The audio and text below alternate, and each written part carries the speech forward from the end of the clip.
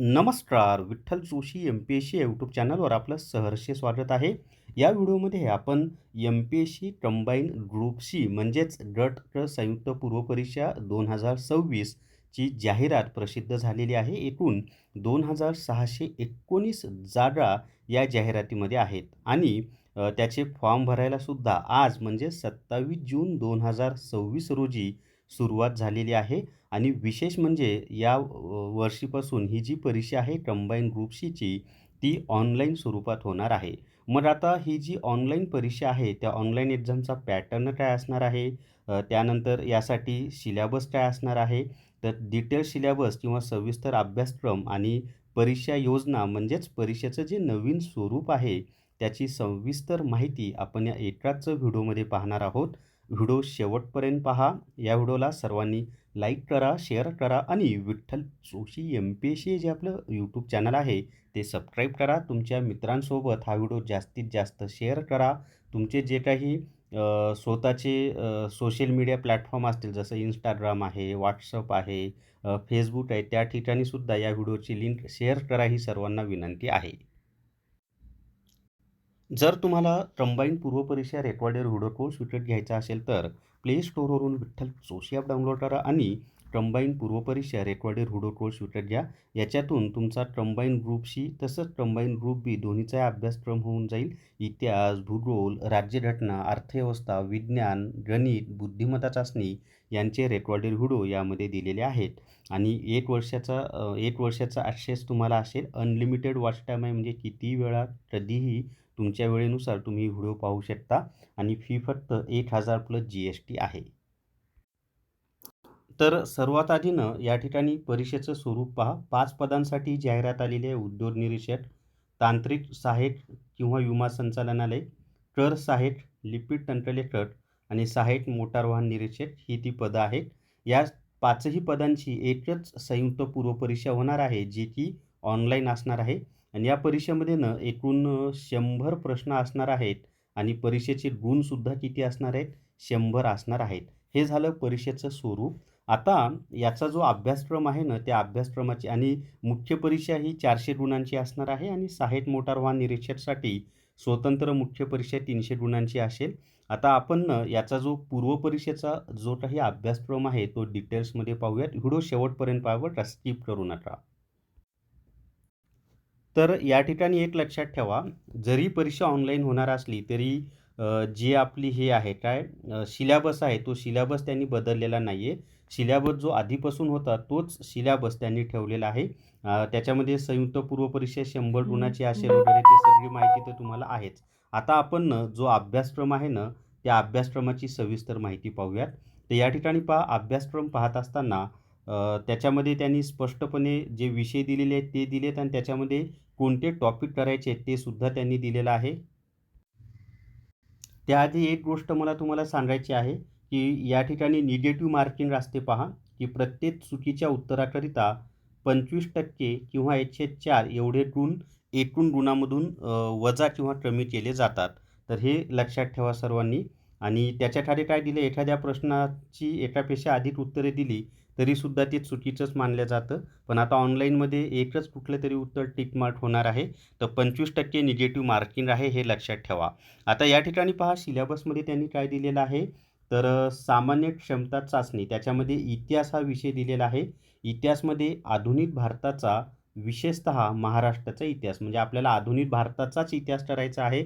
साधारणपणे तो इतिहास 1757 पासून ते 1947 पर्यंत करायचा आहे आणि महाराष्ट्राचा सुद्धा आधुनिक महाराष्ट्राचाच इतिहास आपल्याला या ठिकाणी करायचा आहे. भूगोलमध्ये त्यांनी काय दिलेलं आहे, तर महाराष्ट्राच्या भूगोलाच्या विशेष अभ्यासाचं म्हणजे महाराष्ट्राच्या भूगोलावर त्यांचं जास्त वेटेज असेल. त्यासोबत पृथ्वी, जगातील विभाग, हवामान, अक्षांश, रेखांश, महाराष्ट्रातील जमिनीचे प्रकार तसंच भारतातील सुद्धा जमिनीचे प्रकार, पर्जन्यमान, प्रमुख पिके, शहरे, नद्या, उद्योगधंदे या घटकांवर ते प्रश्न विचारणार आहेत. आता त्याच्यानंतर अर्थव्यवस्थेमध्ये त्यांनी काय दिलेलं आहे पहा, तर त्याच्यामध्ये 2 भाग केले त्यांनी अर्थव्यवस्थेमध्ये, की भारतात या प्रत्येक घटकावर किती गुण म्हणजे किती प्रश्न येणार ते सुद्धा मी तुम्हाला सांगणार आहे बरं का, व्हिडिओ शेवटपर्यंत पहा. तर अर्थव्यवस्थेचे 2 भाग त्यांनी केलेले आहेत. एक आहे भारतीय अर्थव्यवस्था आणि दुसरं आहे शासकीय अर्थव्यवस्था. तर भारतीय अर्थव्यवस्थेमध्ये राष्ट्रीय उत्पन्न, शेती, उद्योग, परकीय व्यापार, बँकिंग, लोकसंख्या, दारिद्र्य व बेरोजगारी, मुद्रा आणि राजकोषीय नीती यांचा समावेश केलेला आहे. आणि शासकीय अर्थव्यवस्थेमध्ये अर्थसंकल्प, लेखा, लेखापरीक्षण यांचा समावेश केलेला आहे.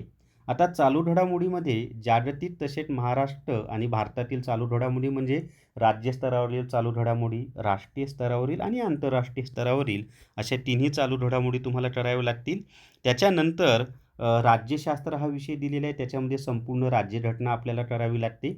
सामान्य विज्ञानमध्ये त्यांनी भौतिकशास्त्र, भौतिकशास्त्रामधले सगळे टॉपिक, रसायनशास्त्र त्याचे सगळे टॉपिक, प्राणीशास्त्र, त्यानंतर वनस्पतीशास्त्र आणि आरोग्यशास्त्र असा सिलेबस त्यांनी दिलेला आहे.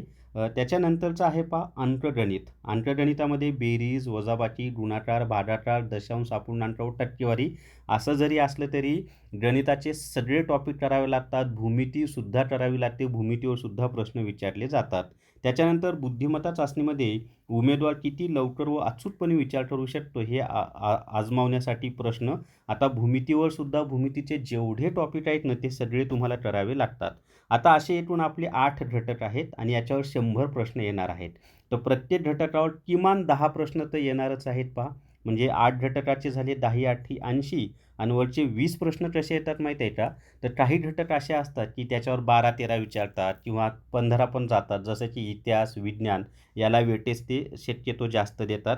इतिहास, विज्ञान, राज्यघटना, भूगोल. त्यामुळं हे व्यवस्थित करा. आणि बाकी गणितावर 10 प्रश्न येतात, बुद्धिमत्तेवर 10 प्रश्न येतात, अर्थव्यवस्थेवर 10 प्रश्न येतात. चालू घडामोडी कधी-कधी ते 12-13 किंवा 15 टाकतात. तर गणित, बुद्धिमत्ता, अर्थव्यवस्था याच्यावर 10-10 देतात. आणि मग बाकीचं जे सामान्य विज्ञान आहे, राज्यशास्त्र आहे, भूगोल, इतिहास आणि चालू घडामोडी यामध्ये ते 10 पेक्षा जास्त प्रश्नांची संख्या टाकतात. तर अशा स्वरूपानं प्रश्नांची संख्या असते. त्यामुळं जवळपास वेटेज हे सगळ्यांचं सारखंच आहे असं गृहीत धरून चाला. आणि एका तासामध्ये 100 प्रश्न सोडवणं फार अवघड असतं. त्यात गणिताचे 10 प्रश्न आणि बुद्धिमत्ता चाचणीचे 10 प्रश्न म्हणजे हे 20 प्रश्न त्यामध्ये असणार आहेत, ज्याच्यामध्ये सर्वात जास्त वेळ आपला जातो. तर परीक्षेचं हे झाला सिलॅबस. आता याचं अभ्यास कसा करावा, तयारी कशी करावी या संदर्भात ना एक स्वतंत्र आणि सेपरेट व्हिडिओ मी बनवणार आहे. त्यामध्ये तुम्हाला सविस्तर याची माहिती देतो. आता या परीक्षेमध्ये चालू घडामोडीवर 12 ते 13 प्रश्न येतील कमीत कमी. तर त्यासाठी आपलं चालू घडामोडी ई बुक आहे. प्ले स्टोअरवरून विठ्ठल जोशी ॲप डाउनलोड करा आणि चालू घडामोडी ई बुक विकत घ्या. 1 जानेवारी 2026 ते 31 डिसेंबर 2026 पर्यंतच्या चालू घडामोडी तुम्हाला यामध्ये मिळतील. आणि किंमत फक्त 100 प्लस GST आहे. आणि याच्यामध्ये सरावासाठी प्रश्न पण आहेत. आणि प्रत्येक महिना संपला की त्या महिन्याच्या चालू घडामोडी यामध्ये ॲड होतात. आणि व्यवस्थित आणि छान अशी सुटसुटीत माहिती सगळी दिलेली आहे. डेफिनेटली तुम्हाला फायदा होईल. तर या व्हिडिओमध्ये एवढीच माहिती. आणि आपली टेस्ट सिरीजसुद्धा येईल MPSC ग्रुप सीची. त्या टेस्ट सिरीजमध्ये सुद्धा प्रिव्हियस इयर क्वेश्चन वगैरे त्याचं व्यवस्थित माहिती दिलेली असेल. तर ती टेस्ट सिरीजसुद्धा तुम्ही घेऊ शकता लॉन्च झाल्यानंतर. तर या व्हिडिओमध्ये एवढीच माहिती. या व्हिडिओला सर्वांनी लाईक करा, शेअर करा आणि विठ्ठल जोशी MPSC जे आपलं यूट्यूब चॅनल आहे ते सबस्क्राईब करा. थांबूयात. धन्यवाद.